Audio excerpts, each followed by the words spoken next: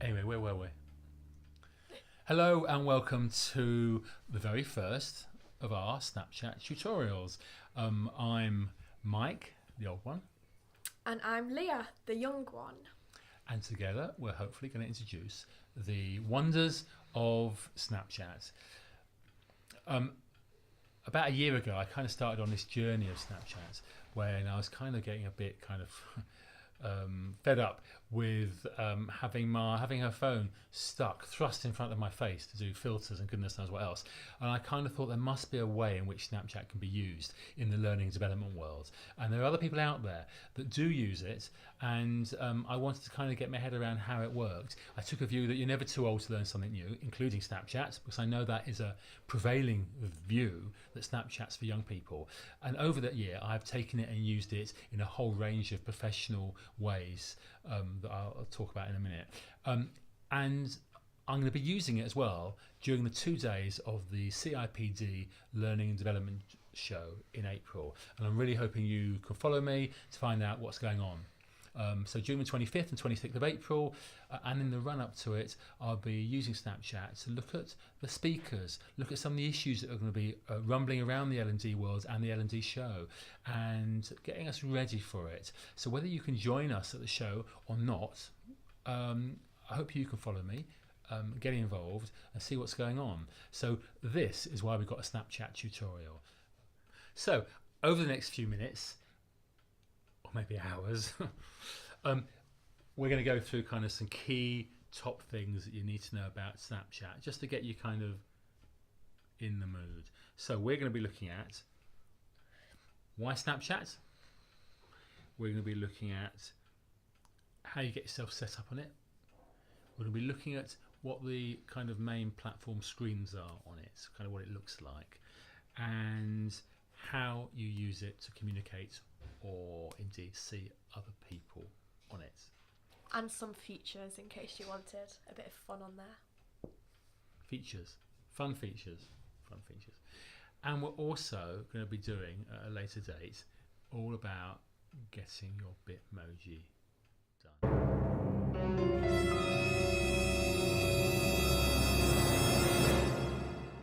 Go for it. So, what can Snapchat do? What can it do? You can take videos of up to a minute in 6 different sections. You can chat to people. You can send pictures to people, and you can also put stories on, which then all of your friends can see those stories, but then they disappear in 24 hours. So basically you can use it as a way of talking to other people, using pictures and videos in the same way we might text or WhatsApp. But the benefit of this is you've got really easy ways of recording video and pictures, haven't you, on it? And you can use those kind of really silly little pictures and words to make it a bit more fun. You can narrate ideas with the writing on it in quite a good way, can't you, as well? So it's very, very quick to use, isn't it? You can have a mini version of yourself as well. Oh, bit emojis. But actually we're not going to talk about bit emojis to a more advanced session, are we? When Leah will take you through how to make those little pictures of yourself, like the one you've seen of me. That I made for you. Yeah, I've updated it recently because it kind of... I've updated it I started recently. updating it, actually. You just did a few extra bits. Anyway, or you can use it as a way of, as Leah says, kind of narrating your story over your day over a 24-hour period. And at the end of that 24 hours, the snaps will disappear. What you can do is you can upload those snaps to your camera. I know people do that way they've kept them, and they're a useful kind of record of your day. And when I've been on events and activities, I've done that because it's a really nice way of keeping them. Oh, you can add links as well to your stories. So you can add, I don't know, say a link to the rest of the blog squad. Oh, very good. Blog squad. She knows about it. So for example, during the CIPD Learning Development Show, I'll be blogging and snapping about the speakers and activities, and where appropriate, I'll be putting a link to a piece that they've written, or books, or a website about them.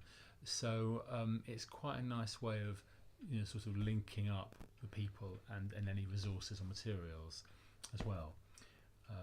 So yeah, what sort of links do you put on it when you do it? I don't really. I think I'd probably maybe put a link to my Instagram so people can like my pictures.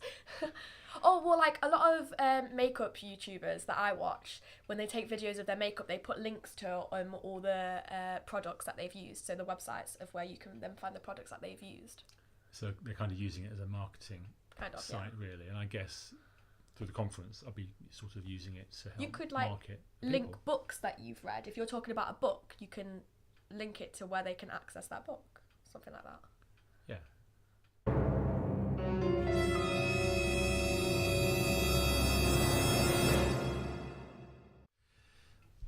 Okay, so you're on Snapchat, you've registered and you're sorted.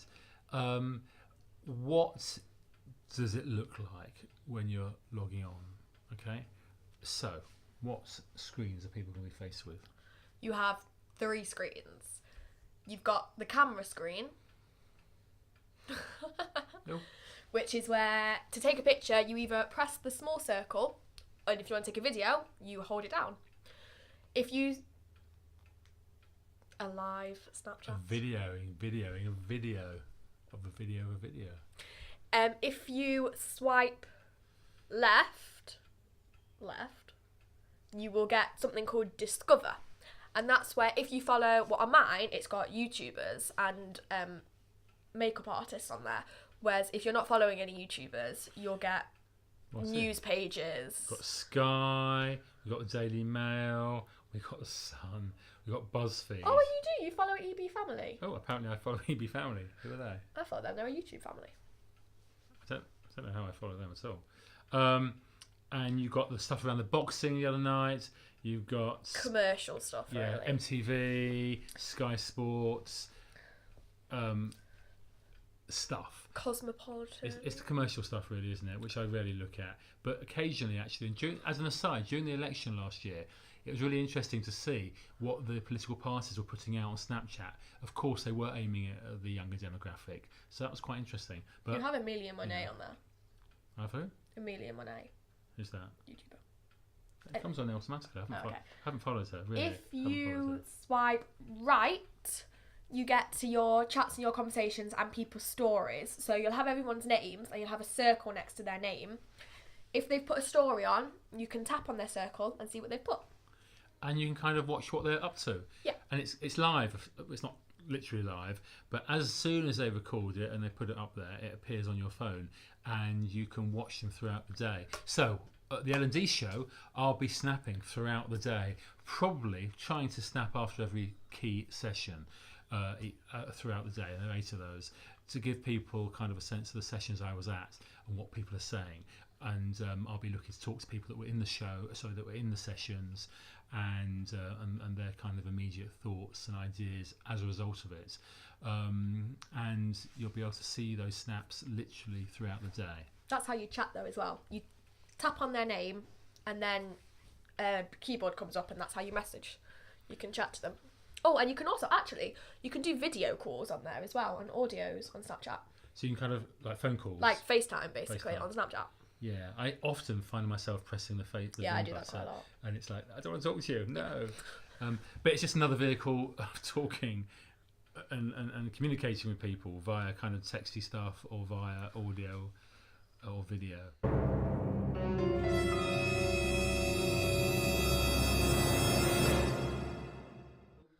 Let's talk filters, because if you know nothing else about Snapchat, the thing you're likely to know is the way in which people can be made to look like they've got a dog face on, or kind of like a rainbow tongue coming out of the mouth or something, and that really is the augmented reality aspect of Snapchat. And there's some other augmented reality elements that we'll mention in a minute, but But there's loads of different filters, and they change them from time to time.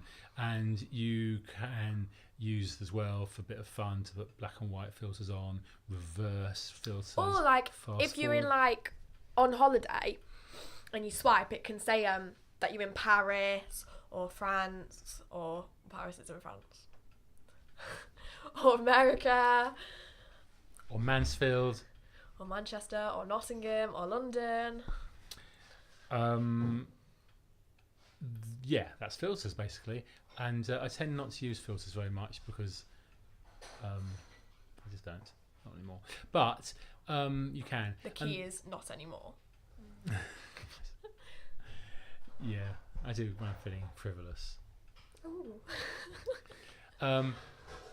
And the other thing is the augmented reality, which is kind of little things happening in the environment you're in. Again, just for fun, really. We They could are link quite it. We laugh. could not link, but we could put a video of that in here. We can show you that. Yeah, we've got a video of our augmented reality coming up in a little bit after this. It's just a bit of fun, but it's quite fun. But I would say it's not kind of. It's the essence of maybe why a lot of younger people use it. Less why I use it, but it's quite a laugh. So there we are. We've covered filters and augmented reality.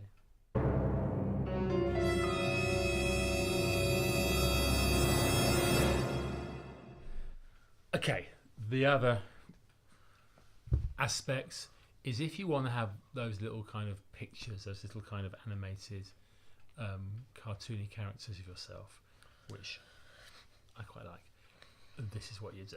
What do you do? You go onto the App Store and you download an app called Bitmoji. It says that. Sorry, it says that. Bitmoji. And you can sort of design it to make it look like you, give it an outfit, hair colour, facial features. And then you've got your little Bitmoji. And what you get, in terms of the fun side of it, you get your Bitmoji being used in lots of different cartoon pictures and stuff that you can use to add fun and colour to your stories if you want. And if you're talking to somebody else, they're on them too. So, like, you've got you and them together, which is Quite cool. I mean, depends it's what just they're doing. fun. It's not even. You wouldn't really use it in the CIPD world, I guess. No, but it's fun and it adds a bit of CIPD? humour. CIPD. Yeah, it's kind of yeah, you're on the right line. CIPD, learning development. That's We should warn people about that.